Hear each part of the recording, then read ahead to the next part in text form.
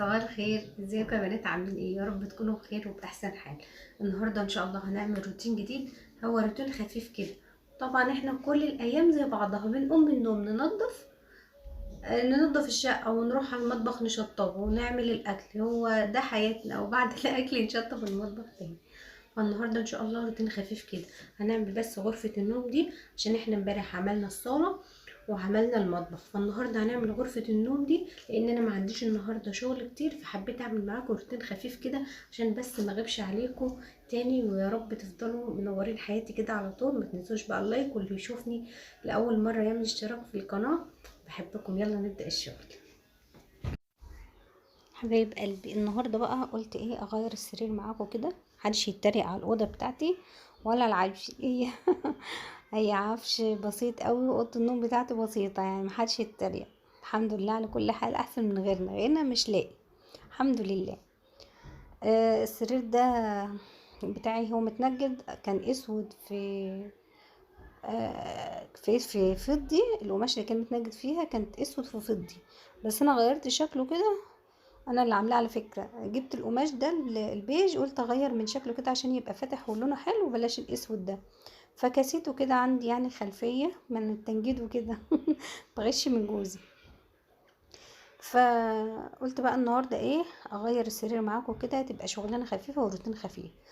انا شايله المخدات الكبيره علشان جوزي بيتضايق قوي. المخدات الكبيره دي، المخدات الكتيره اللي تبقى على السرير، مش عايزه من غير المخده الكبيره. والمخده الصغيره دي مش بيعرف ينام من غيرها، لازم كده يحطها بين رجليه وهو نايم، ما يقدرش يستغنى عنها ابدا. فدايما الصغيره دي هي المحطوطه، اما الكبار التانيين فشلتهم عندهم. قلت بقى كده ايه اطلع انضف البلكونه كده واشيل الستاير علشان اطلع البطانيه دي تتهوى. طبعا احنا لسه بنتغطى، يعني الجو حر وبالنهار بيبقى حر، لكن بالليل خصوصا في اخر الليل كده بتحس بسقعة او لسعة كده قبل الفجر بشوية، فلازم بنتغطى. بس انا كده كده بتغطى من اول الليل يعني. فالبطانية يعني معانا على طول. المخدة دي فايبر. المخدة القطن بتاعتنا الكبيرة كانت تعبت جوزي قوي، تعبت الفقرات عنده في الرقبة، ونجدناها وغيرناها كذا مرة فما كانش فيه فايدة. يعني رقبته كانت فضلت توجعه، فشلناها وعمل لنا اللي هي الفايبر دي، هو اللي عملها. عشان كده مقاسها كبير شوية، مش بتاخد اي كيس مخدة. فانا بعمل لها اكياس المخدة دي بقى من عندي، انا اللي بفصلها يعني. كنت جايبه قماش اللي هو القطيفة بتاع الانتريهات ده، وكنت عاملاها بسوسته كده كبيره. علشان ايه؟ لما اجي بقى اعمل ملايات سرير جديده اخيطها انا، هبقى اعمل لها على قدها، لان هي مقاسها كبير قوي عن التانية يعني القطن. حتى هو كمان شوفوا انا بقول لكم مش مبوظ لي السرير. القط بتاعي مبوظ لي السرير. الحته اللي انا منجداها دي بيقعد كده برجليه خربش فيها لما انسلها خالص وبوظها خالص. وجوزي قال لي سيبيه بقى ايه للاخر كده لما تجيب اخرها، وبعد كده نبقى نغير القماش. انا حاطه على السرير كمان فرخ سفنج اهو، عشان هو مش بيعرف ينام على المرتبه القطن، مش عارفه القطن ليه بيتعبوا قوي.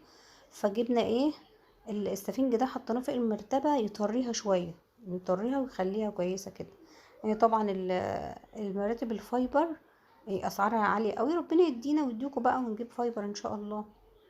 فالحل ده كان حلو، يعني بيخليها طرية ومسوية، والملاية كمان بيخليها مسوية من فوق، مش طالعة ونازلة كده زي القطن، بيخلي شكلها حلو قوي كأنك حاطة مرتبة سوست بالظبط. انا في الشتاء بحط المفرش ده من غير ملاية ولا اي حاجة، يمسك كده في الاسفنج ما يتزحلقش ولا اي حاجة. محبش بقى ان انا احط ملاية وكده.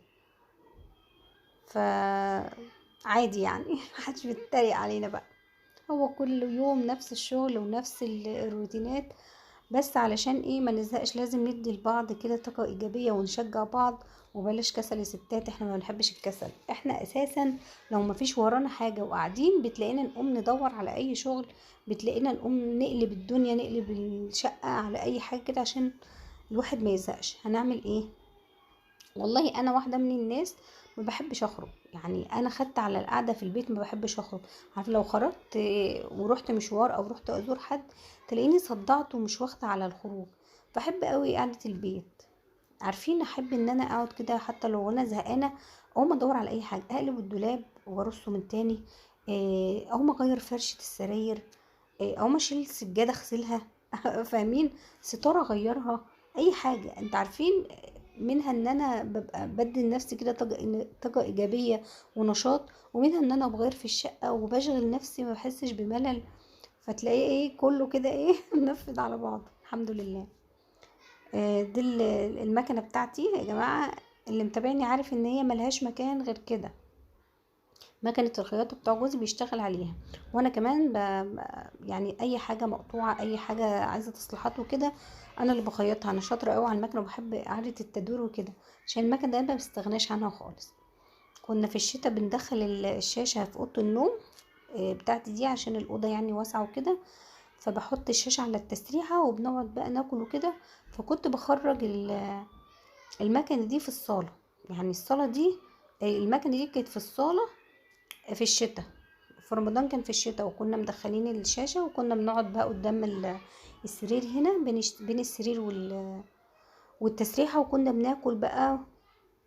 احب قوي انا في الشتاء اكون قاعدة على السرير كده متغطية بالبطانية، والشاشة قدامي فاتحاها كده طول الليل او طول النهار، كده بيبقى مزاج عندي. انما ما اعرفش اقعد في الصالة كده في عز البرد والتكتكة، عشان عندنا الجو بيبقى ساقع جدا. فالمكنه دي بقى ملازماني في الشتاء اطلعها في الصاله وفي الصيف ادخلها الاوضه. لكن انا جيت على قبل العيد طبعا كنا قلبين الدنيا بقى، وهنغير نظام الشقه بقى وفرش العيد وزي ما انتوا عارفين. فروحت بقى مخرجه الشاشه تاني للصاله، وقمت مدخله ايه المكنه. كده كده محدش غريب بيدخل اوضه النوم، لكن الصاله اي حد هيجيلنا هيبقى منظرها يعني مش حلو لما يكون فيها المكنه وكده. الصاله عندي واسعه الحمد لله وكل حاجه، بس ما بحبش انها تكون مكركبه، او ما بحبش انها فيها تكون حاجه ملفته. فاهمين، عايزاها واسعه كده وبسيطه وشيك يعني. بيتنا على القد الحمد لله، بس اهو بنحاول على قد ما نقدر ان هو يكون بيت على قد بساطته، بس يبقى حلو ومريح، يبقى شيك يعني، ما نبقاش فيه كلكعة كده وفي زحمة والدنيا. جبت الغيارين دول كنت غسلاهم ونشرهم امبارح، وقلت ايه علشان ما احبش احوش لما اكون بالذات غسله ومخليه بقى السبت فاضي، واقول يا رب بقى يفضل فاضي كده عمره، لازم قبل ما انام يكون السبت نصه طبعا اللي هيجي من بره يدخل ياخد دش يحط لي فيه. فانا في اليوم ده قلت لا، لازم اولع الغساله تاني واغسل اللي في السبت ده، علشان نفسي انام يوم والسبت فاضي. فغسلت دول تاني بعد ما خلصت غسيل ونشرتهم. قلت بقى اطبقهم كده واروح ايه احطهم في الدولاب بتاع الاطفال. حطيت الغيار بتاع جوزي هنا، وغيار ابني هروح احطه في اوضه الاطفال. جبت المكنسه كده بقى وايه، وقلت انضف السجاد ده، بيتعبني قوي قوي قوي لما اكون قاعده على المكنه، ما بيطلعش بالمقشه الفتل ولما يكون في تنسيل كده من القماش، لما اكون بعمل حاجه على المكنه بتنسل كده، بيفضل لازق في السجاده ده، بيطلع روح على ما بيطلعش غير بالمكنسه. بقعد احاول فيه في المقشه فما بيرضاش، فبجيب المكنسه هي اللي بتنجزني بصراحه. لسه فرشه السجاد، علشان جوزي ما بيحبش يقوم من النوم يحط رجله على الارض يلاقيها بلاط كده وسقعه لسه الجو عندنا يعني مدخلناش في الصيف الاول. ان شاء الله لما الصيف يدخل علينا كده والجو يبقى حر اشيل السجاد ده. لكن طبعا الصيف مفيش فيه سجاد خالص. الصاله شلتها قبل العيد، شلت السجاد وغسلته، فرشت الايه اللي هي الحافظه خفيفه كده، حاجات خفيفه يعني للصيف، بتتشال كل يوم زي ما انتوا شفتوا كده، ونكنس تحتها وخلاص. احلى حاجه بحبها في الصيف انه بيبقى مفيش فرش كتير، عشان لما تيجي في الشتاء بتحب ان انت تقلبي الشقه بتبقى هادة جامده جدا. لكن الصيف هي الحافظه بتشيليها تشمسيها شويه، تكنسي تمسحي الدنيا تبقى فله معاكي زي الفل. انا طبعا ما عنديش بنات يساعدوني، فالحمد لله ربنا يعيني. ولادي عندي ما شاء الله ربنا يبارك، ولدين، فما شاء الله يعني ما بيحبوش يقعدوا ابدا ابدا يشوفوا الحته مرتبه لازم كل يوم اقعد اتخانق معاهم. الحمد لله. اخلص الشقة من هنا يجوا يعني يقعدوا يتنططوا ويعملوا وبوظلوا الدنيا. الحمد لله. وماشي بقى خفيفة وناشفة كده، وابتدي ان انا ايه، ان انا اشيل التراب بقى، يعني فاهمين؟ يعني مش ان انا بلمع، لا بمسح كده، بشيل بس التراب اللي هو بيدخل بقى لما اكون فاتحه البلكونه فاتحه الشباك، بيدخل هوا كده من الجو، قصدي تراب من الجو، فتلميعه خفيفه كده بقى ايه علشان نشيل التراب بس. كل يوم كده التراب بيلزق عندنا بطريقه فظيعه. الحمد لله. اخر حاجه بقى واخر مرحله ان انا هعملها ان انا ايه، بلمع وبشيل التراب ده. وكده هيبقى الفيديو بتاعنا خلص، والروتين بتاعنا الصغنون قوي ده خلص. واشوفكم بقى على خير الفيديو الجاي. ما تنسونيش يا مسكرين اللايك والاشتراك. بحبكم جدا في الله، واستنوني ان شاء الله روتين تاني. احنا ورانا ايه غير الروتينات؟ ونشجع بعض. يلا مع الف سلامه يا حبايبي.